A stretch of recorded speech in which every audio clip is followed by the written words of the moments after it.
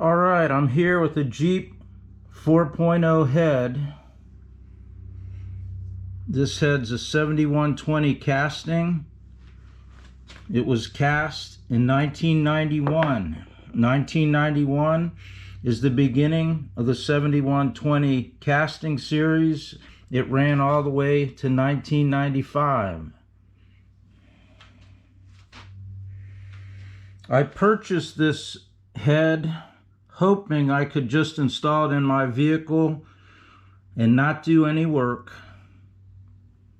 but that did not work out for me. Turns out the work I've put into this, I should have just bought an aftermarket head like the one sitting down there.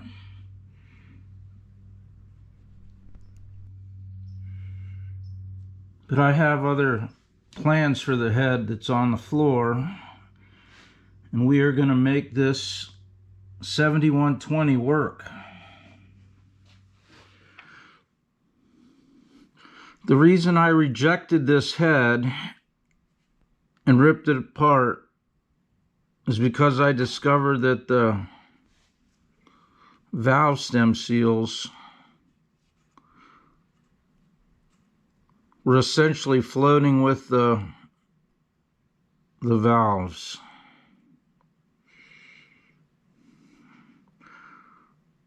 So with this lifting up like that, extra oil can be drawn into the combustion chamber through the valve stem opening. This does meter some oil through this spring and seal to keep lubrication between the valve guide and the valve. But for that metered oil to be the correct amount, this needs to seat in this valve guide. The 4.0 Jeep heads all have in-cast valve guides. That means when this head is made, it's cast in iron and then it's machined. An in-cast valve guide means that this boss right here and this chimney are all part of the original cast iron. So this gets cast, a machine comes, somehow a line bores that hole, and then cuts down this metal right here. That's a stock valve guide. On a stock valve guide, the chimney measures 0.53.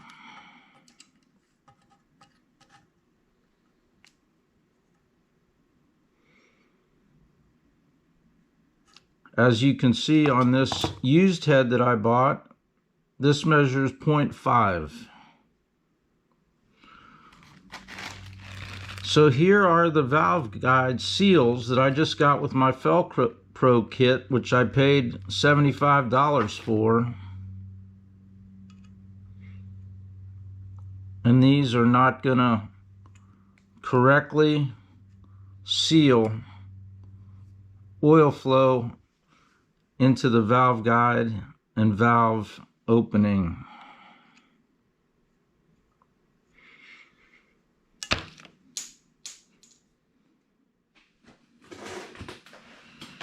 So with the used head, you really got to take a good look at it, which is what I did. Otherwise, I would have put this head into the Jeep and there would have been some oil entering the combustion chamber, and most likely on engine start this would smoke more than it should, then it would go away, and perhaps in operation there'd be more bluish smoke than there should be.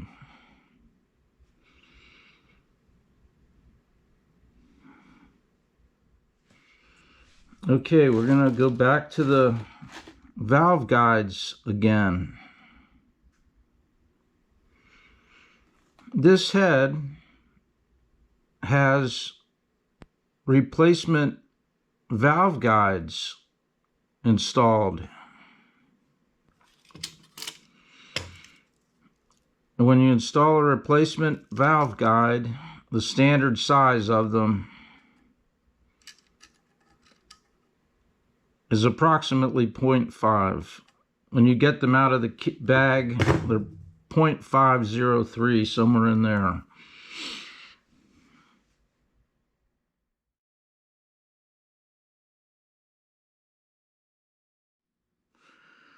So let's take a look at what part of this is the replacement valve guide. This is obviously still the head casting. And this boss here, that's still part of the cast iron. But from here to here, that is our replacement valve guide.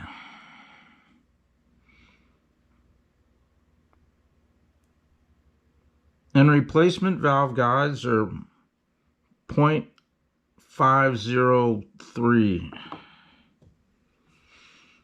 The valve stem seals out of the kit aren't going to seat on that. Right here's a 15 10,000ths feeler gauge.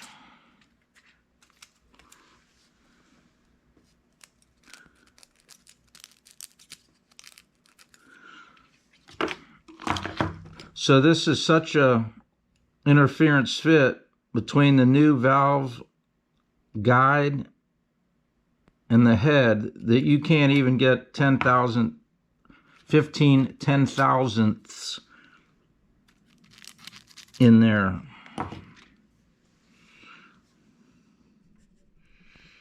Okay, let's look at our replacement valve guides from the combustion chamber through the valve seats into this casting void area. And in there you can see where the replacement valve guides were pressed in.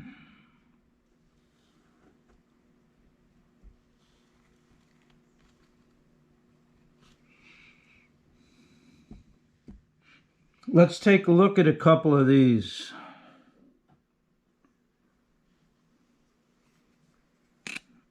Here's our original casting material.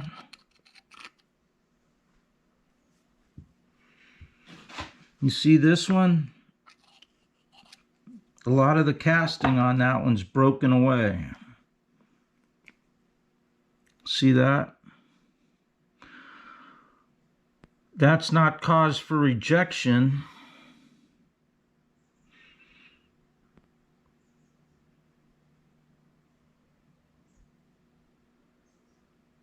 But cracks could emanate from that missing material.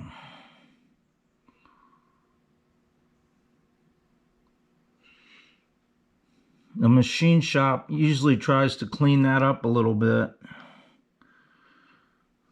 to prevent cracks. But it's not cause for rejecting the head.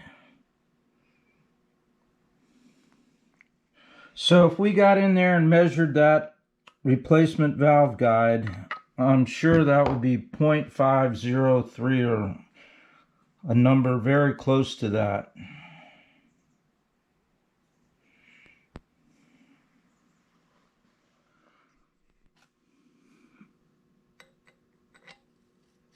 So to see if your valve guide has wear, you can take your valve and see if there's movement like that. There is a little bit of movement in our replacement valve guide right there, but not enough for concern.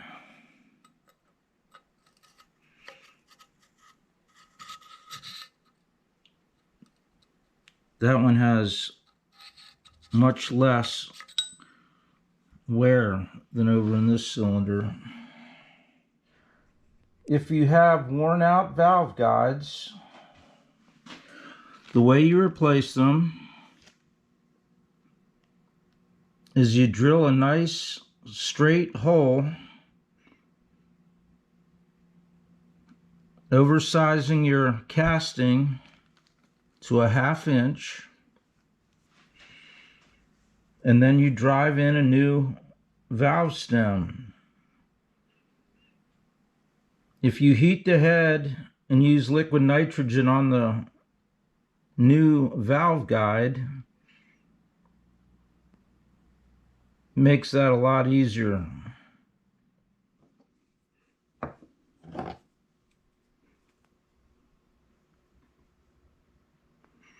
These replacement valve guides have a nice knurled, machined inner surface to retain oil. Looks like there's a little bit of machine marks here where the machine shop removed the material in cast for the old valve guides. Other than that, you can't really see much machine work. A little bit right here, a little bit right there.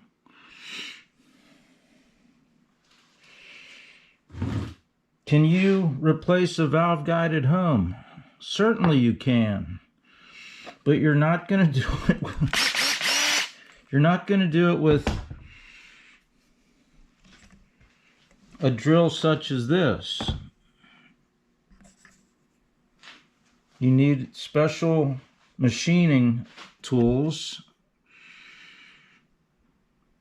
and most of us don't have the money or garage space to set up what's required to replace valve guides. Although when you get into retirement, it's fun buying more tools.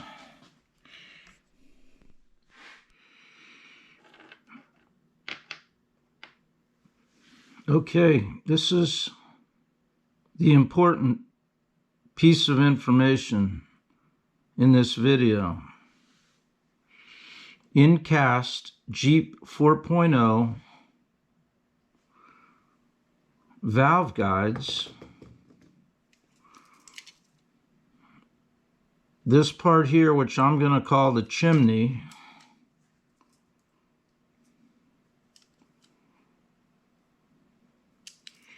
and we'll call this part the boss, the valve stem seal boss, the valve guide chimney.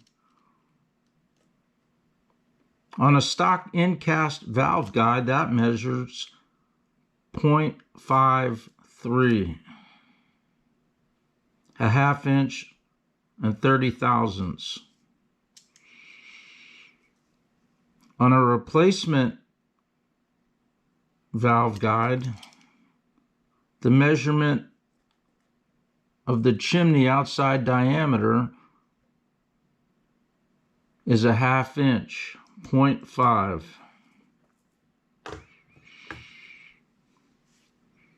I suspect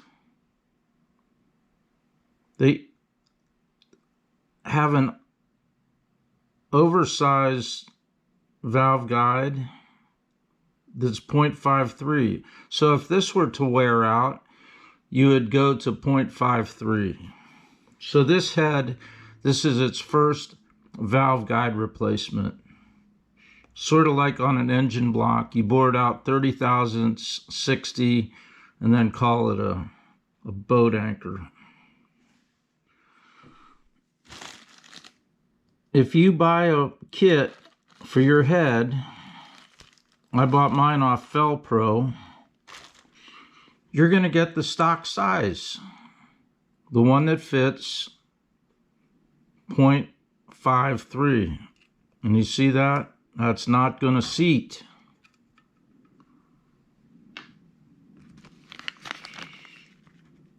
So I went on the internet and got a comp cam set.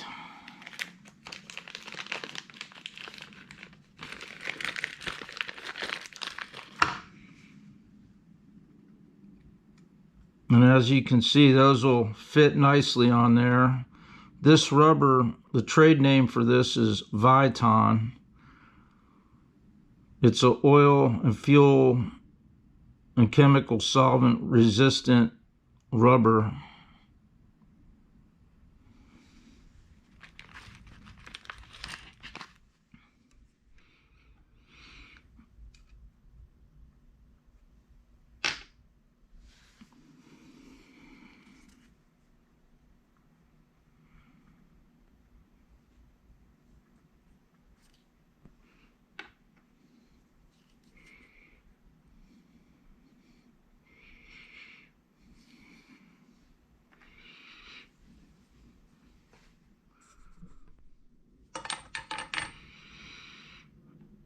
Okay, this is the valve stem seal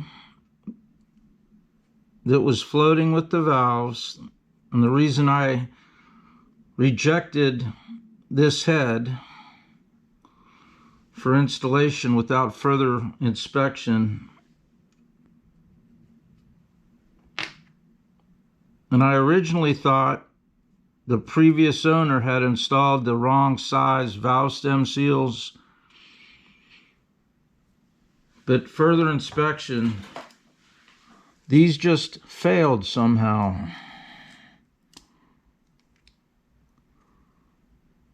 .64, the old one.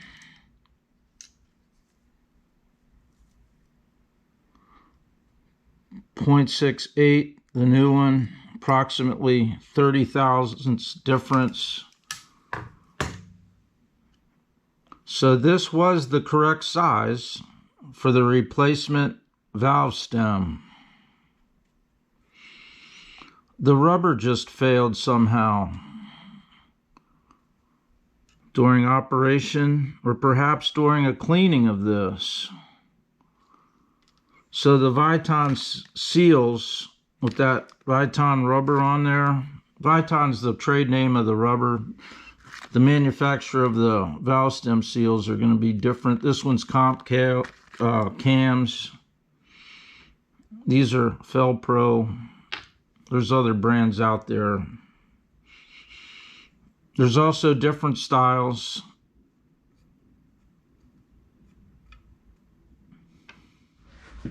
So at the end of the day,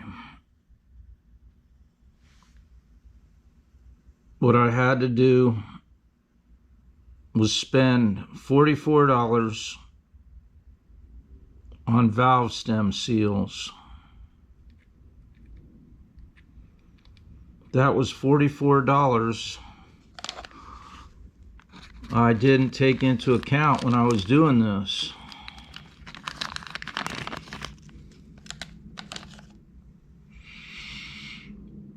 So on a Jeep 4.0 head, the valve guides are in cast valve guides.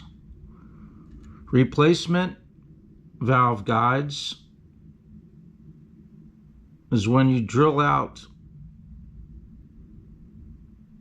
casting material and with a pressed fit drive in a new valve guide. Replacing a valve guide requires machining your cast iron to a size that your new valve guide will fit into. As you can imagine, you want that hole through your cast iron to be precision drilled. And then the interference fit between these cooling your valve guide with liquid nitrogen and heating the head allows you more clearance to get that in there. Can you do that at home with the correct tools? Sure. If you take it to a machine shop, that is very expensive.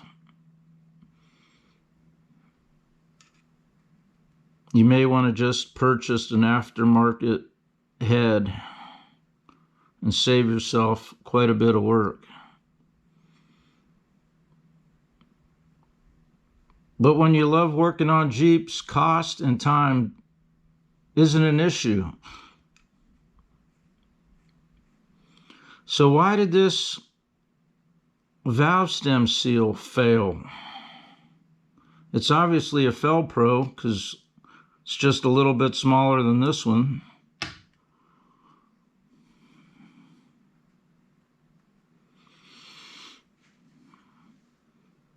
After giving this a lot of thought, I believe that this head was cleaned with solvent or pressure washed, and that's what caused this rubber material to lose its properties that allow it to seat here.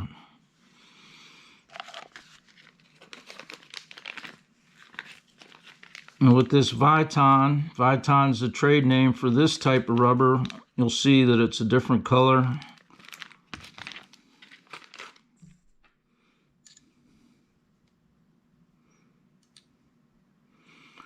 So the rubber on these Viton seals, they operate under high temperature, resist oil, resist fuel, resist chemical cleaning solvents. We don't know why this valve stem seal failed, but I think we can agree that this floating with the valve is unacceptable. All right, I bought this used 7120 head, hoping I could just install it in my vehicle. I did a little bit of inspection, discovered that the valve stem seals are not seating correctly, they're floating with the valves. We're going to give the guy that sold me this the benefit of the doubt. He got it to take the bottom end. He didn't want the head, so he removed this and sold it to me. He told me this had just came back from the machine shop. Well, he didn't know. It's not his fault. And perhaps when this was cleaned to make it more appealing to the buyer, because this doesn't look like there's any oil in here at all, the cleaning solvents used destroyed this rubber. But I sure am glad I didn't just install this in the vehicle.